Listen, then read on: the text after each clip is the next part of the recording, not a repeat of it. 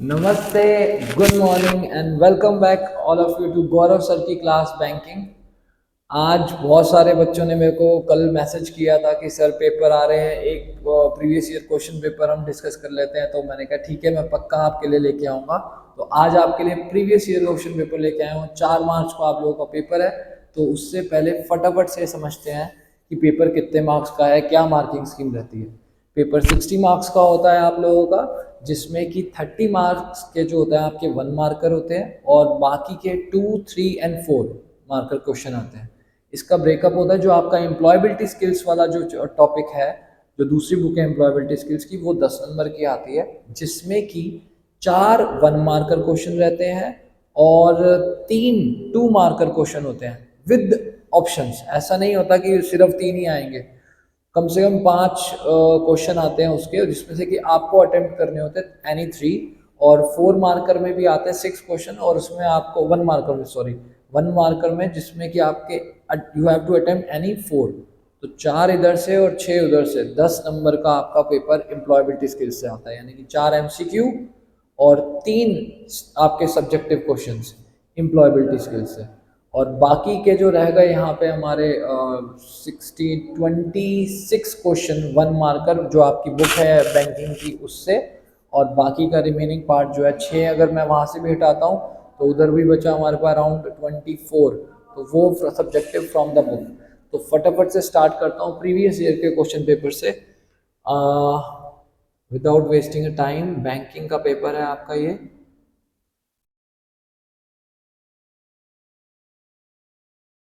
अच्छा, ये दोनों लैंग्वेज में आएगा, तो कंफ्यूज मत होना, क्योंकि आप लोगों ने शायद प्रैक्टिस करी होगी उससे।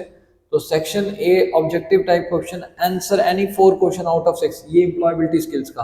What is meant by self awareness. अच्छा, एक चीज और बताना चाहूंगा, एम्प्लॉयबिलिटी स्किल्स में बहुत सारे क्वेश्चन ऐसे हैं जिसमें हमें बहुत चिंता होती है कि कैसे करें सर, वो तो हो ही नहीं रहा। तो उसको, वो ऐसे टॉपिक हैं जिनको आप खुद भी बना के लिखोगे, you will get the marks. लेकिन हाँ, अगर थोड़ा पढ़ के लिखोगे तो ज़्यादा अच्छे मिलेंगे। अगर अपने आप अपनी पर्सनल नॉलेज के बेसिस पे करोगे तो भी हो जाएगा, तो भी हो जाएगा। तो what is meant by self awareness, पहला क्वेश्चन आया, what is meant by self awareness. Self awareness means knowing better about you, about your self, about your environment, about your surrounding, अपने आसपास अपने सेल्फ अवेयरनेस रहना, that is self awareness. इसके बारे में deep knowledge लेनी हो तो आप इसको स्टडी करेंगे तो और अच्छे से मिल जाएगा। ज़्यादा डीप में नहीं क्वेश्चन डिस्कस कर पाऊंगा क्योंकि टाइम बहुत शॉर्ट है मेरे पास। Next, which of the following is characterized by an extreme feeling of self importance. ये आपका टॉपिक एम्प्लॉयबिलिटी स्किल्स का है। This the answer is narcissistic personality disorder. Narcissistic जो होते हैं वो एक्सट्रीम, सिर्फ अपने बारे में ही सोचते हैं, ठीक है। बॉर्डर लाइन पर्सनैलिटी डिसऑर्डर वो होते हैं जो कभी एक पर्सनैलिटी पे रहते नहीं, कभी बहुत खुश, कभी बहुत एकदम से नाराज, अजीब से ही बदलने वाली पर्सनैलिटीज। डिपेंडेंट, जो दूसरों के ऊपर डिपेंड रहती है। एंटी सोशल पर्सनैलिटी, जो बिल्कुल सोशल रहना ही नहीं चाहती, रिजर्व लोग रहते हैं। तो these are the, but the right answer for this is narcissistic personality. Oh, O,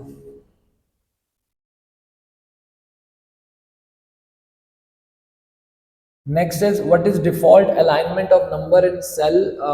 cell, जो आप एक्सेल शीट वगैरह सेल्स बनाते हैं उसके अंदर डिफाइंड अलाइनमेंट जो होती है, इसका राइट आंसर है राइट अलाइन। जो भी आप नंबर डालते हो हमेशा राइट पे जाता है डिफॉल्ट नंबर, है ना। अब समझ आया, एक्सेल शीट पे अगर काम करते हैं, जो ही अगर मैं नंबर डालना शुरू करता हूँ तो वो राइट कॉर्नर पे जाता है, इसलिए उसको बोलते हैं right align. Moving next, you have a summer vacation project on making a report service offered by public sector bank. आपको एक रिपोर्ट बनानी है, you have done a lot of research, click pictures, now you have to, अब आपको presentation देना है अपनी class में, what would you use, आप क्या यूज करोगे। यार ऑब्वियसली प्रेजेंटेशन कर रहा हूँ तो मैं प्रेजेंटेशन सॉफ्टवेयर करूंगा, क्योंकि स्प्रेडशीट आपकी एक्सेल शीट होती है, वर्ड डॉक्यूमेंट, अ चार्ट पेपर नहीं, क्लास में प्रेजेंट करना है, I will use presentation software, ठीक है। मूविंग, अबे वो कितना जनरल चीजें हैं, तो घबराना मत, एम्प्लॉयबिलिटी स्किल्स तो बहुत इजी है। आगे चल रहा हूँ, Prashant work for Surabhi who is the business woman, Prashant is an. अब यार उस बिजनेस वुमन के लिए काम कर रहा है, एंटरप्रेन्योर तो होगा नहीं, स्किल वर्कर भी नहीं, कोई इसमें स्किल से रिलेटेड कोई चीज बात नहीं, बिजनेसमैन तो है ही नहीं, जब वो काम कर रहा है तो he is a wage employed person. ठीक है, चलो आगे चलते हैं। Syed knows what business he want to do, but उसको पता है कि क्या बिजनेस उसने करना है, but what step he has to take to get it running, the barrier stopping him is, वो उसको समझ नहीं आ रहा, तो तुझे क्या कारण है, तो इसका आंसर है लैक ऑफ प्लान। उसने प्लानिंग ही नहीं करी कि मेरे को कैसे स्टार्ट करना है, जब प्लान करता तो उसको स्टेप्स भी समझ आते थे कैसे करना, उसने प्लान नहीं किया, इसीलिए एक बैरियर आ गया, लैक ऑफ प्लान। तो ये 6 आए थे, इसमें से out of any 4 you were suppose to attempt. आगे चल रहा हूं मैं फटाफट से। तो हमारा पार्ट ए एम्प्लॉयबिलिटी स्किल्स में जो है वो कवर हो गया। अब हमारी बैंकिंग बुक के क्वेश्चन आ जाएंगे। Answer any 5 out of 7। Radha is a college student, she want to start her own banking business. किसके पास उसको ऑब्टेन लाइसेंस मिलेगा? आरबीआई से मिलेगा लाइसेंस, अगर बैंकिंग सिस्टम स्टार्ट करना है तो। Next, AML stand for anti money laundering. अरे कहाँ हैंग हो गया? एंटी मनी लॉन्ड्रिंग, ठीक है, ये हमारे सिलेबस का ही है। नेक्स्ट, असर्शन एंड रीजनिंग, ये तो बहुत कॉमन हो गया आपके कॉमर्स के स्टूडेंट्स के लिए, साइंस सब में आता है। तो bank manager represent the bank as far as customer are concern, bank को रिप्रेजेंट करता है, बिल्कुल सही है। He is entirely responsible for smooth, ये भी बिल्कुल सही है, यानी कि दोनों असर्शन और रीजनिंग दोनों के दोनों करेक्ट है। Moving next, in case of short term loan interest rate हमेशा ज़्यादा होता है जब आप शॉर्ट टर्म के लिए लेते हैं, तो इसका आंसर है higher. From the following minimum reserve principle refers to, minimum reserve का मतलब मिनिमम रिजर्व रेशो, जो आरबीआई के हिसाब से आपको एक मिनिमम रिजर्व मेंटेन करना होता है, that is the minimum reserve principle system. Moving next, in case of balance sheet the total liability should be, यार कॉमर्स वाले बच्चों को पता होगा बैलेंस शीट हमेशा इक्वल होती है टू दी एसेट्स, है ना। कॉमर्स वाले बच्चों को पता है, जो नॉन कॉमर्स स्टूडेंट्स हैं, बैलेंस शीट होती क्या है, चलो थोड़ा सा फटाफट बता देता हूँ। बैलेंस शीट एक फाइनेंशियल स्टेटमेंट है जो हमारी एसेट्स और लाइबिलिटी के बारे में बताती है। और एसेट और लाइबिलिटीज क्या होती हैं? एसेट जो मेरी प्रॉपर्टी है, मेरा धन, मेरी प्रॉपर्टी, मैंने किसी से पैसे लेने हैं, लाइबिलिटी मेरा कर्जा। तो एसेट और लाइबिलिटी शुड बी इक्वल, हमेशा इक्वल रहनी चाहिए। Next, KYC stand for know your customer. तो हमारे out of 7 we were suppose to attempt any 5, वो वाला पार्ट हो गया। नेक्स्ट, आंसर 6 आउट ऑफ 7, ये सारे 1 मार्कर हैं।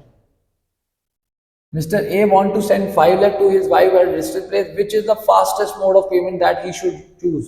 Fastest mode हमें सबको पता है, RTGS, real time gross settlement, उसी समय चला जाएगा। Next, CBSE is based on, ये हमारी बुक के पीछे MCQ दे रखा है, it is a service oriented architecture, book के पीछे है ये question. Next, dash manager manages the IT resource for the bank, IT resource कौन करता है? बैक ऑफिस करता है। Next, front end interest calculated is, I hope आपको ये चैप्टर नंबर 2 है, ये front end back end interest और ये सब पता होगा, ओ सॉरी, फ्रंट मिडल और बैक ऑफिस के बारे में पता होगा। Front end interest calculated is dash in the, अच्छा फ्रंट एंड इंटरेस्ट बच्चों को, कई बच्चों को चैप्टर नंबर 4 का टॉपिक है ये। फ्रंट एंड इंटरेस्ट जो होता है calculated is higher than the back end interest. अब हायर क्यों होता है? फ्रंट एंड इंटरेस्ट और बैक एंड इंटरेस्ट होता क्या है, पहले तो ये समझ लेते हैं। फ्रंट एंड होता है जो महीने के बिगिनिंग में लगता है इंटरेस्ट आउटस्टैंडिंग प्रिंसिपल पे, दैट इज फ्रंट एंड। और जो महीने के एंड में लगता है एट आउटस्टैंडिंग बैलेंस पे, दैट इज बैक एंड। तो फ्रंट एंड इंटरेस्ट वो हो गया जैसे कि जो महीने के साथ में, जैसे आपने आउटस्टैंडिंग है 10 लाख रुपए, तो 10 लाख के ऊपर जो इंटरेस्ट लगेगा बिगिनिंग में, that is front end interest. अब आपकी 10 तारीख को एक ईएमआई गई, आपने इंस्टॉलमेंट भर दी सपोज 10,000 रुपए की, अब आउटस्टैंडिंग बैलेंस कितना बचा? 9,90,000। तो साल, अब महीने के एंड में जो इंटरेस्ट लगेगा वो लगेगा 9,90,000 पे। तो आउटस्टैंडिंग इंटरेस्ट बैलेंस के ऊपर इंटरेस्ट लग रहा है, तो बिगनिंग के ऊपर इंटरेस्ट ज्यादा बनेगा एज कम्पेयर टू, क्योंकि आउटस्टैंडिंग बैलेंस यहाँ 10 था, यहाँ 9,90,000 है, इसीलिए फ्रंट एंड इंटरेस्ट जो होता है वो हमेशा हायर होता है देन बैक एंड इंटरेस्ट। एक छोटा सा मेरे से गलती हो गई जल्दी जल्दी में, जो ये आपका और dash office manage the IT resource, इसका राइट आंसर है मिडल ऑफिस, सो सॉरी। तो इसका right answer is middle office. Next, moving to the next question, dash is prepared at an particular date. Balance sheet, जब ये देखो इससे कैसे, balance sheet as at, जो बैलेंस शीट होती है वो एज एट होती है, मतलब साल के एंड में इस डेट पे मेरे पास आज ये बैलेंस है, इसलिए एज एट लगता है। और जो प्रॉफिट एंड लॉस होती है तो फॉर द ईयर, मतलब पूरे साल में क्या क्या हमने खर्चे पूरे साल का दिखा होता है, और ये साल के एंड की एज एट आज की डेट पे, इसीलिए balance sheet is prepared as at on a particular date. Trading account भी हमारे खर्चे बताते हैं पूरे साल के। Profit and loss appropriation account commerce वाले बच्चों को पता होगा, ये डिस्ट्रीब्यूट करने के लिए होता है प्रॉफिट को। Moving next,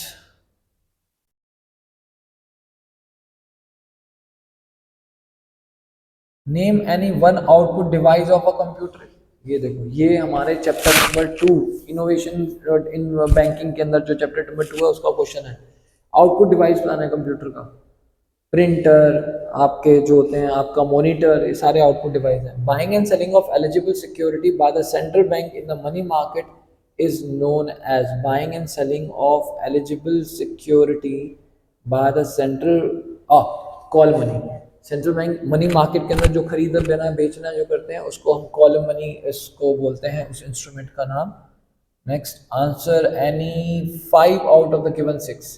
there is no minimum transaction limit in, minimum limit transaction किसमें नहीं होती, एनईएफटी के अंदर। ECS stand for electronic clearing service, electronic clearing service को ईसीएस बोलते हैं। Who is responsible to hold periodical meeting of all staff member, obviously manager, branch manager. Chapter number 3, dash cost refer to an, कल भी ये question मैंने बताया था आपको और तब मैं वो नाम भी भूल रहा था, तो इसका राइट आंसर है अपॉर्चुनिटी कॉस्ट। कि आपकी एक कॉस्ट अगर ज़्यादा आपको मैक्सिमम आउटपुट देती तो आप फैक्टर अफेक्टिंग इंटरेस्ट में पढ़ाया था चैप्टर नंबर 5 का पहला टॉपिक। तो opportunity cost refer to any other use, opportunity मिल रही ना, अदर यूज के लिए आपको पैसा ज़्यादा मिल रहा है तो आप वहां देने के बजाय आप उसको यूज करोगे, तो that is called opportunity cost. Okay, the standard rate at which RBI is prepared to buy and rediscount, that is bank rate पे ही RBI आपसे बाय और सेल और करता है एलिजिबल सिक्योरिटी, कमर्शियल पेपर वगैरह को। In case of profit for the bank, liability side will be higher than the asset side, क्योंकि जब हमारा प्रॉफिट बढ़ता है तो प्रॉफिट हमारा लाइबिलिटी के अंदर जाता है, इसीलिए हमारी liability side will be higher. Okay, ये वाला पार्ट भी हमारा खत्म हो गया।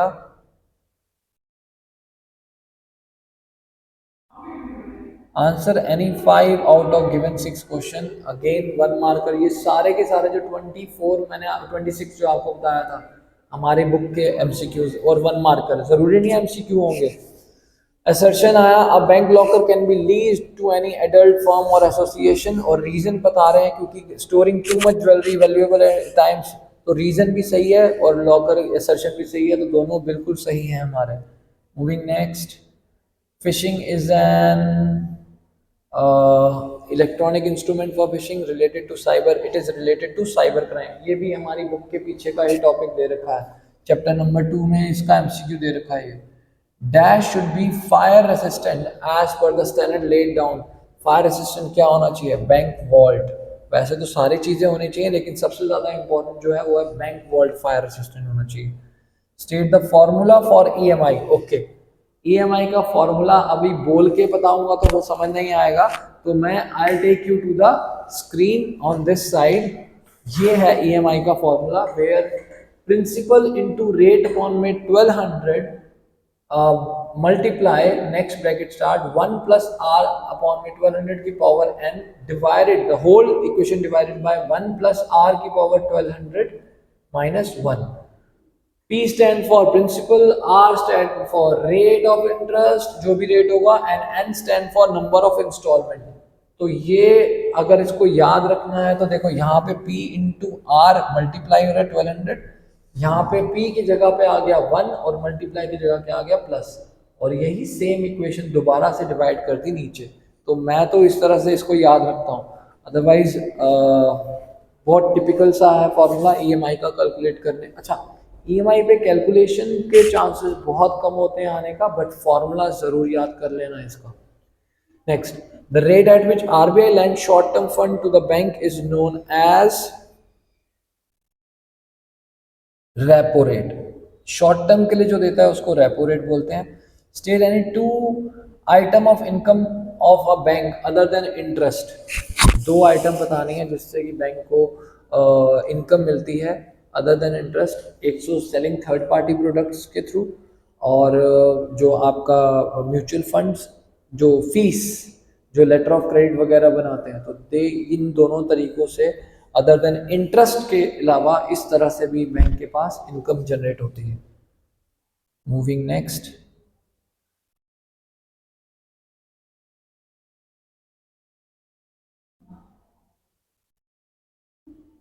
answer any 5 out of given 6 question, again 1 marker. A dash is a letter from a bank guaranteeing that buyer payment to a seller will be received। Buyer को ये कल बताया था लेटर ऑफ क्रेडिट के अंदर, और यहाँ देखो डैश इज अ लेटर। भाई invoice is not a letter, bill of lading is not a letter, bill of exchange is not a letter, letter of credit is a letter. तो इस तरह से भी याद रख सकते हो। Moving next, data validation is made by dash and dash procedure. तो डाटा जो मेरा है वो वैलिडेट क्या है, तो मैं कैसे करूँगा, पहले मैं एरर डिटेक्ट करूँगा और फिर उसको एरर करेक्ट करूँगा, तभी तो पता लगेगा मेरा डाटा सही है। तो A is the right answer. Name the person who is in charge of a local branch of a bank. कौन इंचार्ज होता है, manager obviously. Name the reward और incentive paid to the depositor. अच्छा, ये आपकी डेफिनेशन में दे रखा है अगेन चैप्टर नंबर 4 का स्टार्टिंग में बता रखा है कि जब कस्टमर अपना पैसा बैंक के पास रखाता है अपनी दूसरी चीज़ों को दूर करके पोस्टपोन करके, तो उसको बदले में क्या मिलता है, interest is the right answer. Commission मिलती नहीं है, रिबेट मिलती नहीं है, तो interest is the right answer. What is the policy related to the direct taxes and government spending. कल पढ़ाई थी मैंने आपको चैप्टर नंबर 5 का topic. It is a fiscal policy, जिसमें कि डायरेक्ट टैक्सेस और गवर्नमेंट स्पेंडिंग बढ़ा के government try to control the inflation, तो fiscal policy. Next, on which date the final account of the bank is prepared. Commerce वाले बच्चों को पता है books are close on 31 March of every year. हर साल हमारी बुक्स जो होती हैं बिजनेस फर्म्स की, बैंकिंग फर्म की, 31 मार्च को क्लोज होती हैं।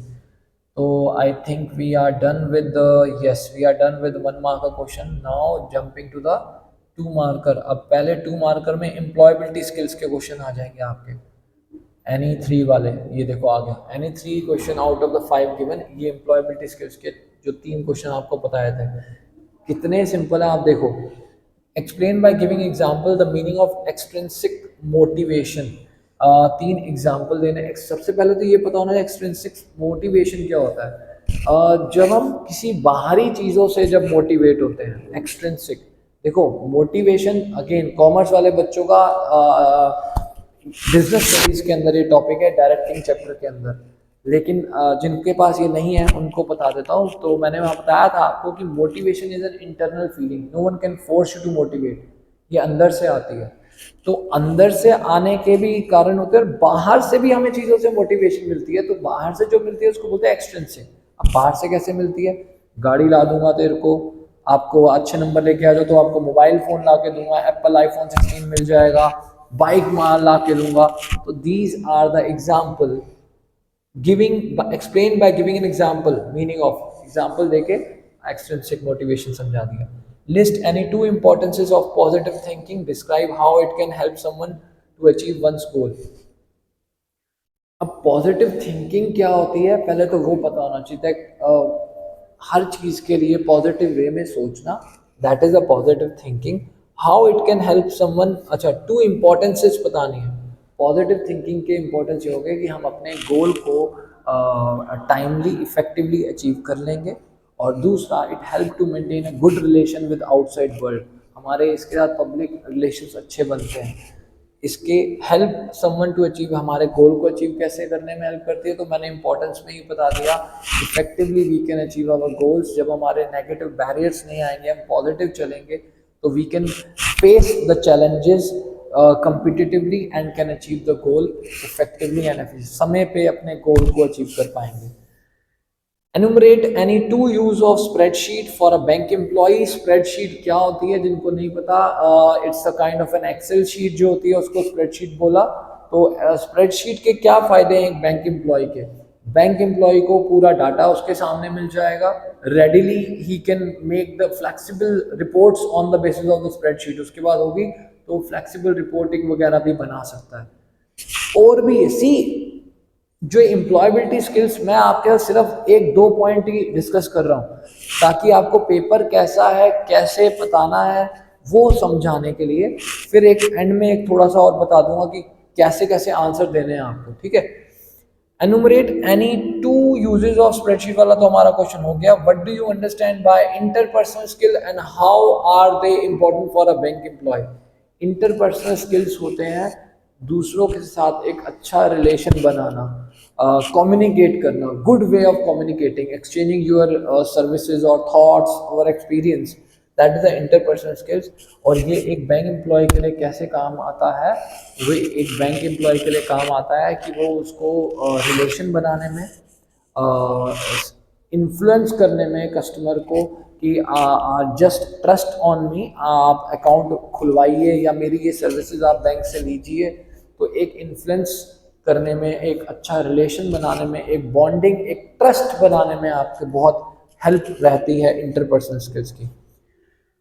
क्योंकि गाइस मैंने आपको पहले एक वीडियो में बताया था कि बैंकिंग और भी बहुत सारे सब्जेक्ट्स हैं, रिटेलिंग और मार्केटिंग, बहुत सारे एंटरप्रेन्योरशिप, ये सारे सब्जेक्ट जो आए हैं, उन सब सब्जेक्ट के अंदर एम्प्लॉयबिलिटी स्किल्स है। इसको लाने का पर्पस ये है कि आपको लाइफ की प्रैक्टिकल एक्सपीरियंस देना चाहती है सीबीएसई, कि रियल लाइफ, रियल वर्ल्ड में कैसे किए जाते हैं। तो आपको जब पता होगा तो बिजनेस हो या सर्विसेज हो या रिटेलिंग हो, सबसे ज़्यादा ज़रूरी चीज़ है ट्रस्ट। जब हमारा ट्रस्ट बन जाता है ना, तो हम कुछ भी बेच सकते हैं। तो वो इंटरपर्सनल स्किल्स से ही होता है। Okay, moving ahead, Karan started a small factory in the backward district of Assam to manufacture handicraft item. Karan aims to use the local talent resources in order to provide good quality product in the context. Explain two qualities which Karan possess as a budding entrepreneur. यार इसी case study में बता दिया, use of local talent and resource and good quality products। इसको expand कर देना इतना easy है। तो एम्प्लॉयबिलिटी स्किल्स को लेके परेशान मत होना, ऐसे क्वेश्चन आते हैं जिनको आप खुद सेल्फ अटेम्प्ट कर सकते हैं, ठीक है। ओके, नाउ अब हमारे पार्ट के आ गए बैंकिंग के। Briefly explain the need of having nomination facility for locker hirers. Chapter number 1, locker nomination facility की क्यों ज़रूरत है भाई? अगर किसी की डेथ हो गई तो नॉमिनेशन हमें चाहिए कि उसके बाद कौन उसको ऑपरेट करेगा। Briefly explain any 3 features of computer: speed, accuracy. Chapter number 2 का question. What is the reason for providing shutter gate at a bank branch? Security arrangement। Chapter number 3 का shutter gate क्यों चाहिए हमें? Security reasons के लिए। और पढ़ लेना इसको, और डिटेल में दे रखा है चैप्टर नंबर 3 से। What is meant by rate of return? Rate of return होता है जो आप पैसा इन्वेस्ट कर रहे हो उसके ऊपर रिटर्न जो आती है उसका परसेंटेज। अब उसको देखते हुए ही आप कहीं पर अपना पैसा इन्वेस्ट करते हो। It is a kind of a profit और return that you expect of taking a risk. जो आप रिस्क ले रहे हैं, आप जो भी अपनी चीज़ों को पोस्टपोन करके वहाँ जो पैसा लगा रहे हैं, उससे जो आपको एक्सपेक्टेड प्रॉफिट है, that is we can say a rate of return. Briefly explain the monetary policy. Chapter number 5, fiscal policy and monetary policy, कल समझाया था इसके ऊपर। Monetary policy basically it is a policy which is used by RBI to control the inflation. महंगाई को control करने के लिए इस पॉलिसी को आरबीआई यूज़ करता है। कैसे करता है? इसमें आपके CRR, SLR, ये इसके इंस्ट्रूमेंट है। एग्जाम्पल देता हूँ फटाफट एक। CRR, जैसे मार्केट में मनी सप्लाई जब ज़्यादा होती है तो डिमांड बढ़ती है, डिमांड बढ़ती है तो रेट बढ़ जाते हैं। अब डिमांड क्यों बढ़ी? पैसा मार्केट में ज़्यादा है, तो CRR को आरबीआई बढ़ा के, कैश रिजर्व रेशो को बढ़ा के, आरबीआई सारा पैसा अपने पास स्टॉक कर रहा है, अपने पास मंगवा लेता है रिजर्व बढ़ाते ही। अब बैंकों के पास पैसा बचा कम, आप बैंक से पैसा मांगोगे, बैंक कहेगा इतना इंटरेस्ट लूंगा, आप लोगे तो बहुत ज़्यादा है, आप लोगे नहीं। इससे मार्केट में मनी सप्लाई रुकेगी, डिमांड कम होगी, महंगाई कम हो जाएगी। तो this is a monetary policy. आगे तो ये वाला पार्ट हमारा 2 मार्कर क्वेश्चन खत्म। अब हमारा आ गया 3 मार्कर क्वेश्चन, एनी 2। 3 मार्कर में सिर्फ 2 ही क्वेश्चन करने हैं। It is not only the customer who get benefit from e-banking, but the bank also, in the light of the say e-banking के benefit बताने हैं यार, ऑनलाइन बैंकिंग के benefit कोई भी बता सकता है और बुक में दिया हुआ है हमारा, है ना। It is from chapter number 3, no chapter number 2, internet banking, और उसमें तो दे रखा है ऑनलाइन बैंकिंग के अंदर। ठीक है, तो ये भी हो जाएगा आपका। 3 बेनिफिट बता देना क्विकली है, 24/7 है। बैंक के लिए फायदे बताने कि बैंक में लाइन नहीं लगेगी, बैंक का जो कॉस्ट कटिंग हो जाता है, बैंक का रिडक्शन ऑफ पेपर वर्क, ये सारे इसके एडवांटेजेस में डाल सकते हैं हम लोग। Next, you are recruited as a senior bank manager in ABC bank, state any 3 function of middle office that you are will be performing. Chapter number 2 middle office के फंक्शन बताने हैं। एक ऊपर एमसीक्यू में से आंसर मिल जाएगा middle office का, जो हमने वहाँ पे फंक्शन पढ़ा था। और आप रिस्क मैनेजमेंट होता है, एंड ही विल डिसाइड कि कितना पैसा किसी को देना है और कितना नहीं देना। Briefly explain the advantage of charging interest as per fix rate. Fix rate interest ये चैप्टर नंबर 4 का है। फिक्स्ड इंटरेस्ट रेट और फ्लोटिंग इंटरेस्ट रेट वाला जो डिफरेंस है वहां से उठा सकते हो। तो फ्लोटिंग रेट और फिक्स रेट इंटरेस्ट के फायदे क्या होते हैं कि इंटरेस्ट फिक्स रहता है, हमारा बजट खराब नहीं होता, हमें पता होता है हमें हर महीने कितनी इंस्टॉलमेंट भरनी है ना। इस तरह से you can see. Now answer any 3 out of 5 given question. 4 marker question आ गया है हमारा। So earning of profit is the prime objective of every business. So it is for banking business. In the context, explain any 2 non-interest income for the bank to increase its revenue. 2 non-interest income क्या है? Letter of credit और bank guarantee. दोनों fee based income है। तो आप वहाँ पे एक दोनों को एग्जाम्पल लेके fee based income बता सकते हो, और दूसरा इनकम का सोर्स बता सकते हो सेलिंग थर्ड पार्टी प्रोडक्ट। वहां से जो ब्रोकरेज और डीमैट सर्विसेज वाला ब्रोकरेज भी जो है वो भी नॉन इंटरेस्ट इनकम है बैंक के लिए। तो चैप्टर नंबर 1 एंसिलरी सर्विसेज का जो 7 सर्विसेज है, ब्रोकरेज एंड डीमैट सर्विस, वो भी एक सोर्स ऑफ इनकम है। और सर्विसेज नंबर 4 जो थी रेमिटेंसेस के बाद, सॉरी, फी बेस्ड सर्विसेज, वो भी एक बैंक के लिए अर्निंग सोर्स है। और selling third party product 5th ancillary services जो है वो भी बैंक के लिए नॉन इंटरेस्ट इनकम का सोर्स है। तो वहां से आप एक्सप्लेन कर सकते हो। Bank security become important as customer are continuously coming in and going out. In the context, explain any 4 security features of a bank. भाई चैप्टर नंबर 3 बहुत इजी है। 2 टॉपिक हॉट है उस चैप्टर के, जरूर कर लेना, आएगा ही आएगा। एक the duties of a managers और security features, camera, CCTV camera, guard, shutter gate, सारा बहुत कॉमन सा क्वेश्चन है। Moving ahead, Amit and Sumita 2 friends both invested. अच्छा ये वाला यार आई एम रियली सॉरी, अभी नहीं एक्सप्लेन कर रहा हूँ मैं ये वाला। एक बच्चे का मैसेज भी आया था मेरे को कि सर सिंपल इंटरेस्ट और कंपाउंड इंटरेस्ट कैलकुलेशन वाला, तो उसके लिए एक अलग से क्लास लेके आऊँगा, आज नहीं तो कल पक्का लाऊंगा। और उसमें आपको ये वाला मैं एक्सप्लेन करूँगा कैसे सॉल्व करना है। ठीक है, तो अभी मैं इसको स्किप कर रहा हूँ। Name the apex bank of our country and explain any 3 functions of it. RBI is the apex bank और उसके फंक्शन। चैप्टर नंबर 5 का पहला टॉपिक है, स्टार्ट होते ही जरूर पढ़ना, हॉट टॉपिक है ये। What do you understand by, बताऊं क्या, आरबीआई के फंक्शंस बताऊंगे यार। रेगुलेटरी बैंक है हमारे सारे बैंकों का, इशूअर ऑफ करेंसी यही इशू करता है, मॉनेटरी कंट्रोल, पॉलिसी कंट्रोल, ये सारी यही लेके आता है, और भी बहुत सारे फंक्शंस हैं आरबीआई के, तो वो पढ़ लेना। What do you understand by non-performing asset of a bank? What does a bank make a provision for this? अच्छा, non-performing asset होती क्या है? Non-performing asset is a kind of asset जब बैंक जो होता है उसने लोन दिया किसी को और उससे एक्सपेक्ट करता है कि वो इंटरेस्ट देगा। जब फॉर नेक्स्ट 90 डेज अगर वो बंदा यानी कि डेटर, उसको डेटर बोलते हैं जिससे पैसा लेना होता है, ना ही वो प्रिंसिपल वापस कर रहा है और ना ही वो इंटरेस्ट पे कर रहा है, तो वो debtor, that person, that amount of loan will become a non performing asset for a bank, कि भैया इससे अब कुछ भी नहीं आ रहा हमारे को, तो ये नॉन परफॉर्मिंग हो गया। Why does a bank make a provision with this with respect to such asset? अब प्रोविजन क्यों बनाया था, बैंक बनाता है? प्रोविजन फॉर डाउटफुल डेब्ट, कॉमर्स वाले बच्चों को पता होगा, जब बैंक लोन देता है तो वो एक प्रोविजन भी बनाता है कि बाय ये पॉसिबिलिटी है कि ये बंदा अगर भाग गया या इसने मुझे मेरे इंटरेस्ट या मेरा पैसा वापस नहीं किया, तो बैंक उसका एक प्रोविजन बनाता है which is known as provision for doubtful डेब्ट, जहां पर डूबने की संभावना होती है। ठीक है, तो ये सारे क्वेश्चंस हमने डिस्कस कर लिए। आपका प्रीवियस ईयर का क्वेश्चन पेपर हमने ये वाला डिस्कस किया। आई होप आप लोगों को अच्छे से समझ आया होगा, और आपके आगे भी जो मेरे कमेंट्स मैंने कल पढ़े और उनको सबका रिप्लाई भी किया, और उन्हीं के बेसिस पे मैं आज ये लेके आया हूँ आपके लिए। So thank you so much, इसी तरह से अपना प्यार देते रहे मुझे, और कमेंट बॉक्स में बताते रहो कि सर और क्या चीज़ें चाहिए, तो मैं कोशिश करूँगा कि आपके एक्सपेक्टेशंस के ऊपर, आपके एक्सपेक्टेशंस के हिसाब से चीज़ें लेके आऊँ। अच्छा, अब छोटा सा फटाफट एक ये भी ब्रीफ करता हूँ कि पेपर कैसे करना है। गाइस, पेपर 1 मार्कर में तो जो भी है, अच्छा जो 1 मार्कर में एमसीक्यू आएंगे वो तो कर लोगे। कोशिश करना अपने आंसर 1 मार्कर को ज़्यादा बड़ा नहीं, लेकिन हाँ 3 लाइनों में, अगर उसमें सिर्फ वो बोला है कि ये डिफाइन सिर्फ पूछा है तो एक वर्ड मत लिखना, उस वर्ड को एक्सप्लेन करना। ठीक है, जैसे कुछ भी आया, व्हाट डू यू अंडरस्टैंड, या एक फिलअप आया था उसको एक्सप्लेन कर देना एक वर्ड लिख के, सिर्फ एक वर्ड का 1 नंबर नहीं मिलेगा।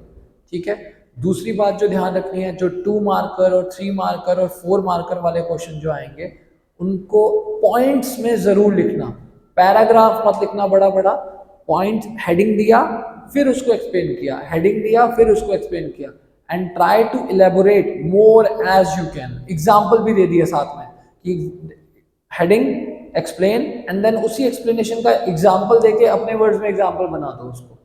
ठीक है, तो जितना अच्छा प्रेजेंटेशन, और अगर टाइम मिलता है और तो you can also make a flow chart, answer के नीचे फटाफट से फ्लो चार्ट भी पॉसिबल। जितना अच्छा प्रेजेंट करोगे उतने ज़्यादा हाई स्कोर कर पाओगे, और स्पेशली उन लोगों के लिए, let me tell you, 90+ score करना बैंकिंग में बहुत इजी है, बहुत इजी। और अगर 90+ श्योर चाहिए तो मेरे चैनल पे जाओ, गौरव सर की क्लास बैंकिंग, सारे चैप्टर्स की इंडिविजुअल मैंने वीडियोस बना रखी है, उन वीडियोस को ध्यान से सुन लो, पूरा चैप्टर हो जाएगा। और उसके बाद मेक श्योर कि बुक के पीछे वाले जो क्वेश्चंस दे रखे हैं उनको जरूर पढ़ो, वो पढ़ के फिर देखना आपका एक कॉन्फिडेंस बढ़ेगा, and you will be able to easily score 90+। तो मेरी वीडियोस गौरव सर के चैनल पे जाके देख लेना, सारे चैप्टर्स की वीडियो वहां पर है, and do subscribe and like my channel. Thank you so much for watching Gaurav sir की क्लास। See you in the next class, till then take care of yourself. Thank you.